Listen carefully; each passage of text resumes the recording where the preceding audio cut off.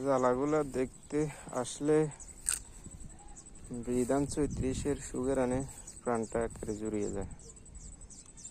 এই অল্প কিছু বিধান 34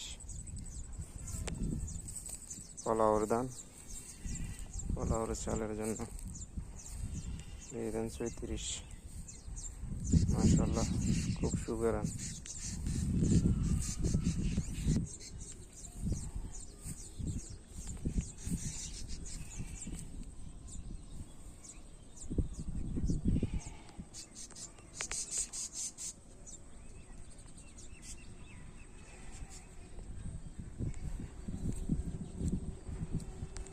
বিটার আইলে একটা তাল গাছ আছে, সেখানে বাবুই পাখির বাসা, অনেকগুলো বাসা।